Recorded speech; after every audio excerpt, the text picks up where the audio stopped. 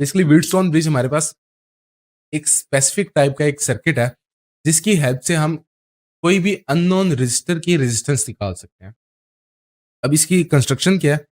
Basically हमारे पास total 4 register होते हैं, उनमें से 3 नोन होते हैं, 3 की रेजिस्टेंस हमें पता होती है और जो चौथा है हमें उसकी रेजिस्टेंस नहीं पता होती। कुछ इस तरह की डायमंड शेप में वो आपस में कॉन्फ़िगरेशन में होते हैं, ठीक है? ये दोनों आपस में पैरेलल सीरीज़ में है, ये दोनों आपस में सीरीज़ में है और ये दोनों इन दोनों के साथ आपस में पैरेलल में है। और जो हमने पॉइंट बी टू डी है, इसके दरमियान में एक गैल्वेनोमीटर लगा दिया, ठीक है? गैल्वेनोमीटर हमें किस चीज़ की इंडिकेशन देता है? वो हमें बताता है कि करंट गुज़र रहा है कितना, किस डायरेक्शन में गुज़र रहा है और किस मैग्नीट्यूड के साथ गुज़र रहा है। अब बेसिकली हम इसको सॉल्व करेंगे, सॉल्व करते वक़्त हम अपनी मर्ज़ी की चाहे क्लॉकवाइज़ लें, चाहे एंटी क्लॉकवाइज़ लें, उस डायरेक्शन में हम लूप्स बना लेंगे।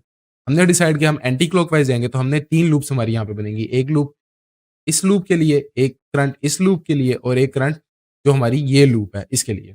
हमारे पास टोटल 3 करंट बनेंगे। तो अगर हम इसकी लूप्स को सॉल्व करें।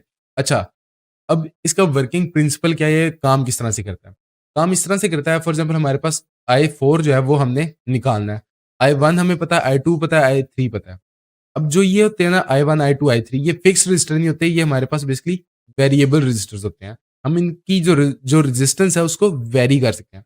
तो हमने करना ये है इस सर्किट में कि हमने I2, I3 और I1 जो है उनकी वैल्यूज़ इस तरह से हमने चेंज करनी है कि हमें जो है करंट बी टू डी जो हमें करंट है वो 0 में मिले। जो हमारे पास जो गैल्वेनोमीटर है ये हमें यही बता रहा है कि करंट गुज़र रहा है या नहीं गुज़र रहा। तो हमने इन तीनों रेजिस्टर्स की वैल्यूज़ को इस तरह से चेंज करना है कि हमें यहाँ पे इंडिकेशन मिले कि करंट जो है बी टू डी वो मूव नहीं कर रहा। अब इसका मतलब क्या है?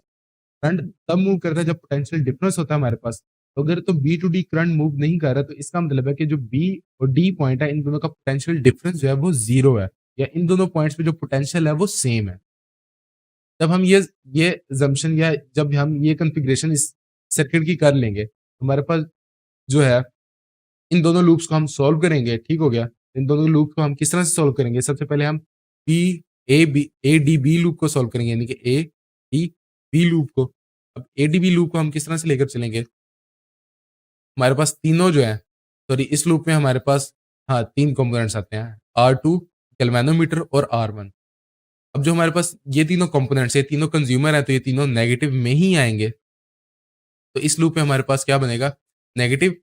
अच्छा, अब R3 जो है, अब जो पिछले क्वेश्चन मैंने आपको सॉल्व करवाया था, उसका एक आसान रट्टा बेस्ड तरीका भी है। उसका रट्टा बेस्ड तरीका ये है कि आपके पास जब एक कंपोनेंट 2 लूप्स के बीच में आ जाए, अब जो R3 है हमारे पास, वो 2 लूप्स के बीच में आ रहा है, वो I1 में भी आ रहा है और I3 में भी आ रहा है। अब उसका तरीका क्या है? उसका तरीका ये है कि हम जिस लूप की रिस्पेक्ट से कर रहे हैं, उसके करंट में से माइनस कर देंगे वो वाला करंट, जो कि वो कंपोनेंट शेयर कर रहा है। तो ये कंपोनेंट बेसिकली I1 और I2 में से गुज़र रहा है यानी कि दोनों उसमें से करंट्स गुज़र रहे हैं। हम I1 की रिस्पेक्ट से सॉल्व कर रहे हैं फिलहाल इस लूप को, तो हम क्या करेंगे? I1 minus I3। यही अगर आप टेक्नीक पिछले क्वेश्चन में भी देखो तो वहाँ पे भी बेसिकली यही हो रहा था, ठीक है?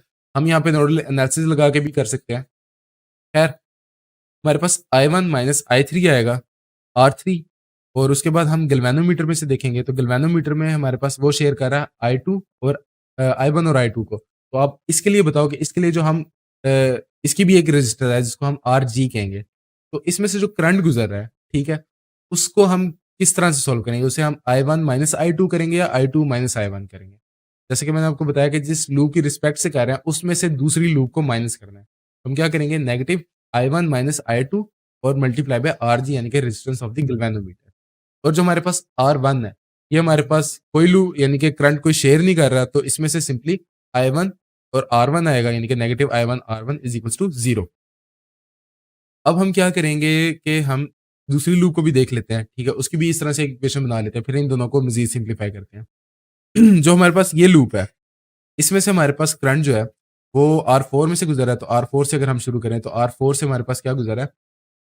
I2 और I3 की बात हो रही है, तो हम with respect to I2 solve करें, तो I2 माइनस I3 होगा हमारे पास, ठीक है? Minus I2 minus I3 bracket close R4।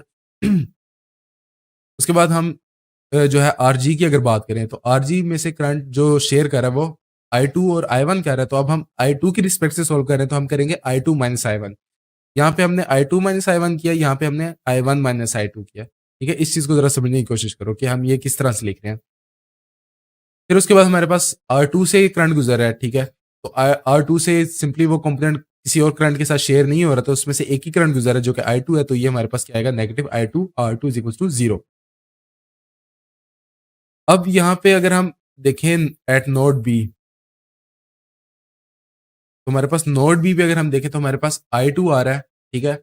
और हमारे पास I1 जा रहा है और जो IG है, हमने ये सपोज़िशन ली थी कि जो सपोज़िशन ही हमने बेसिकली रेजिस्टेंस की वैल्यूज़ इस तरह से सेट की हैं कि हमारे पास potential difference at B and D is 0, यानी कि इन दोनों पॉइंट्स पे सेम पोटेंशियल है, तो इसमें से कोई करंट नहीं गुज़र रहा। तो हमारी जो IG की वैल्यू होगी वो 0 हो जाएगी। ठीक हो गया? तो अगर हम इस पे किरचॉफ्स करंट रूल लगाएँ तो हमारे पास क्या बनता है? I1 is equals to I2, ठीक है? Currents towards a node is equals to current away from a node. तो अवे फ्रॉम अ नोड हमारे पास I1 और IG है, IG चूँकि 0 है तो हमारे पास I1 is equals to I2 आ जाएगा। अब चूँकि ये 0 है, ठीक है? आप कहोगे कि हमें ये वाला करंट लेना ही नहीं था चाहिए, तो हम इनिशियली भी ये करंट बेशक ना लेते, हम इसकी वैल्यू डायरेक्ट 0 वहाँ पे भी प्लग इन कर सकते हैं, जहाँ पे हमने ये बता दिया कि हमारे पास बी और डी पे जो पोटेंशियल डिफरेंस है वो 0 है। तो ख़ैर, जब हम ये पोटेंशियल डिफरेंस 0 जो है सस्टेन कर लेंगे, उसके बाद हम इन दोनों इक्वेशन को मज़ीद सिम्प्लीफाई कर सकते हैं, ठीक है? ये हमारे पास 0 हो जाएगा, ठीक है? बाकी वैल्यूज़ वैसी की वैसी आएँगी। तो यहाँ पे हमारे पास ये इक्वेशन सिम्प्लीफाई होके ये इक्वल किस तरफ रहेगा, ये इक्वल की दूसरी साइड भी चला जाएगा, तो हमारे पास क्या बनेगा, ये माइनस I1 यहाँ से आया, माइनस I3 ये वैसे का वैसा आ गया और R3 वैसे का वैसा। इक्वल के दूसरी तरफ जाके ये टर्म हमारे पास पॉजिटिव हो जाएगी, तो ये क्या बनेगा, प्लस I1 R1। सिमिलरली हमारे पास जो ये वाली इक्वेशन है, ठीक है?